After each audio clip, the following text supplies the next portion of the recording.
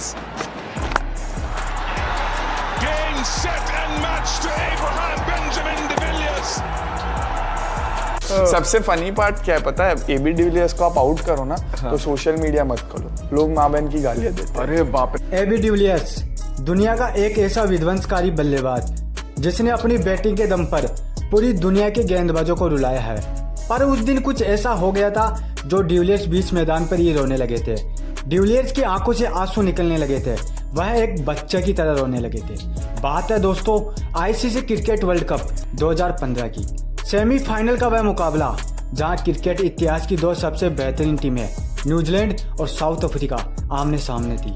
New Zealand की team जो भगवान भरोसे सेमीफाइनल तक पहुंची थी और वहीं दक्षिण अफ्रीका की टीम इस पूरे टूर्नामेंट में अपने आतंक, अपनी ताकत और अपने दिमाग के बदौलत सभी टीमों को मारकर पटककर अपनी विध्वंसकारी बल्लेबाजों के बदौलत यहां तक पहुंची थी। इस टीम में थे दुनिया के सबसे खतरनाक पर्लेकारी बल्लेबाज AB de Villiers, Quinton de Kock, Hashim Amla, Rilee Rossouw, David Miller और डेल स्टेन, मोने Morkel, Imran Tahir, JP Duminy जैसे विध्वंसकारी गेंदबाज। और दूसरी तरफ न्यूजीलैंड में थे Kane Williamson, Ross Taylor, Brendon McCullum, Martin Guptill और Corey Anderson. Tim Southee Trent Boult, Matt Henry जैसे तूफानकारी गेंदबाज। दोनों टीमों के पास अपने अपने स्तर के खतरनाक बल्लेबाज और गेंदबाज थे, पर साउथ अफ्रीका की टीम न्यूजीलैंड से ज़्यादा खतरनाक थी। आज जो भी टीम जीतती वह आगे जाती और जो टीम हारती वह अपने घर। दक्षिण अफ्रीका के लिए यह वर्ल्ड कप बहुत खास होने वाला था, क्योंकि इस वर्ल्ड कप के बाद इस टीम के कप्तान एबी डिविलियर्स संन्यास लेने वाले थे। तो सभी टीम के खिलाड़ी अपने कप्तान के लिए यह वर्ल्ड कप जीतना चाहते थे। टॉस के लिए दोनों टीमों के कप्तान मैदान पर थे। सिक्के को उछाला जाता है और सिक्का न्यूजीलैंड के कप्तान केन विलियम्स के पक्ष में गिरा और कप्तान ने टॉस जीतकर पहले गेंदबाजी करने का फैसला लिया। दक्षिण अफ्रीका की ओर से बल्लेबाजी करने के लिए हाशिम अमला और क्विंटन डी कॉक की जोड़ी मैदान पर आती है और न्यूजीलैंड अपनी ओर से उनके सबसे घातक गेंदबाज ट्रेंट बोल्ट को मैदान पर उतार देती है। जैसा नाम वैसा काम।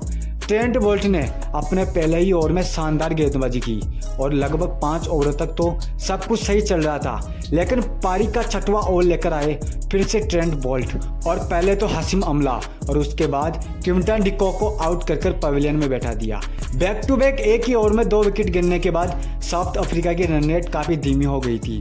मैदान पर अब फाफ डुप्लेसिस और रियली रूसो की जोड़ी मौजूद थी। दोनों बल्लेबाजों ने मिलकर 110 रन की पार्टनरशिप की।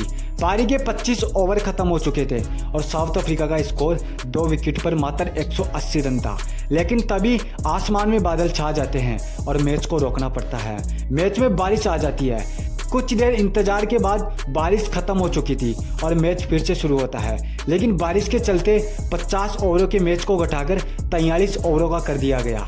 मैच शुरू होता है और जैसे ही मैच शुरू हुआ मैदान पर आता है फेफ डुप्लेसिस का तूफान। डुप्लेसिस ने मैदान पर तूफान मचा दिया और 82 रन की एक विध्वंसक पारी खेलकर पवेलियन लौट गए। अब मैदान पर एंट्री होती है द डायनामाइट डेंजर डिविलियर्स की। उस दिन डेंजर डिविलियर्स ने दुनिया को बताया कि भाई क्यों उन्हें क्रिकेट के बेताज बादशाह कहा जाता है, क्यों उन्हें क्रिकेट का मिस्टर 360 डिग्री प्लेयर कहा जाता है। डिविलियर्स का तूफान शुरू हुआ ही था कि दक्षिण अफ्रीका का एक और विकेट गिर जाता है। रियली रूसो 39 रन बनाकर पवेलियन लौट जाता है और उनके बाद मैदान पर बल्लेबाजी करने के लिए आते हैं the killer Miller, David Miller.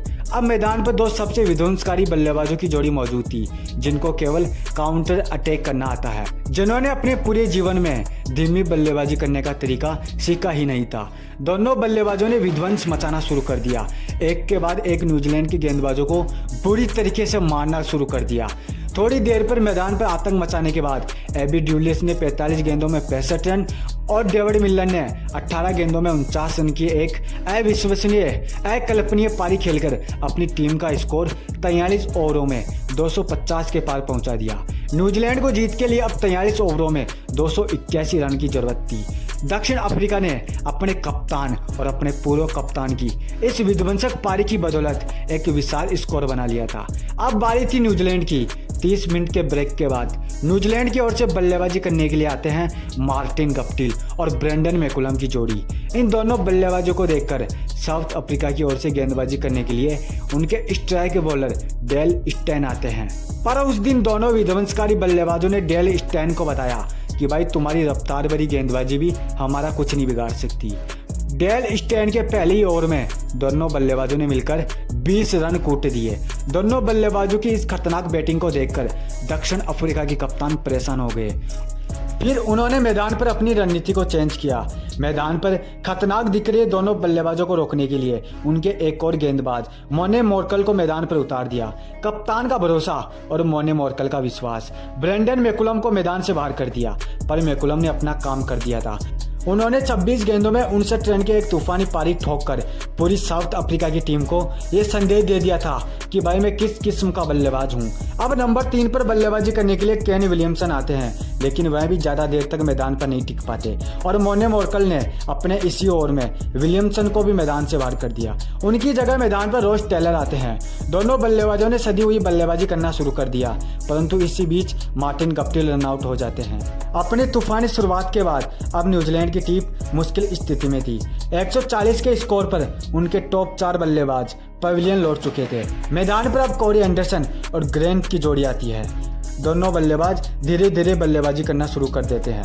वह दोनों बल्लेबाज संभल कर खेलने लगते हैं, लेकिन उनकी इसी धीमी बल्लेबाजी से लगातार रन रेट बढ़ता जा रहा था, जो न्यूजीलैंड की टीम को मुसीबत में डाल रहा था। रिक्वायर्ड रन रेट अब 15 के पार पहुंच चुका था। यहाँ से न्यूजीलैंड के लिए मैच जीतना अब थोड़ा मुश्किल था, पर यहीं से शुरू होता है न्यूजीलैंड का असली खेल और साउथ अफ्रीका की बर्बादी का खेल।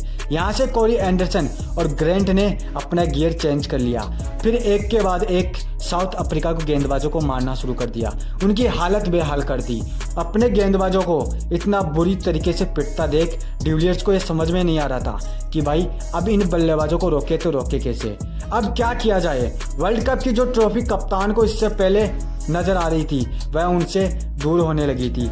दोनों बल्लेबाजों ने विध्वंस मचा दिया और इसी बीच जले पर नमक छिड़कने का काम किया इस कैच ड्रॉप ने। जेपी डुमिनी ने उस बल्लेबाज का कैच छोड़ दिया था जो साउथ अफ्रीका के लिए सबसे घातक साबित हो रहा था। साउथ अफ्रीका का कोई भी फील्डर उस दिन अच्छे से फील्डिंग नहीं कर पा रहा था।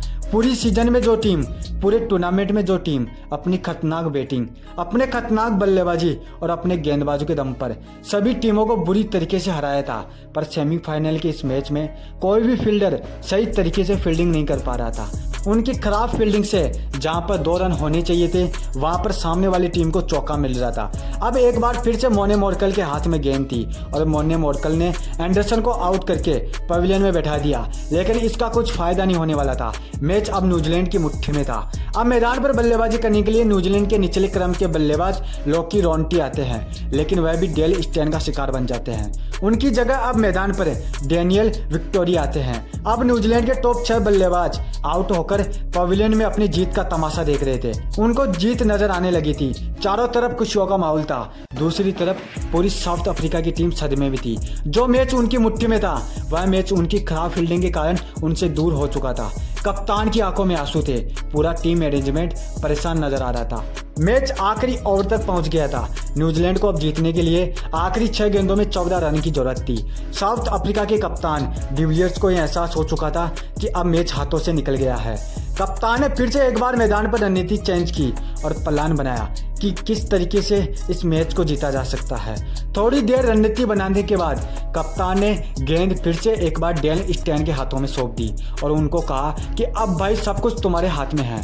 अपने कप्तान के मुंह से यह सब सुनता देख डेल स्टेन पहले ही दबाव में आ चुके थे। अब आखिरी ओवर का खेल शुरू होता है। सारे दर्शक खामोश बैठे थे क्योंकि अब कुछ भी हो सकता था। मैच किसी भी तरह जा सकता था।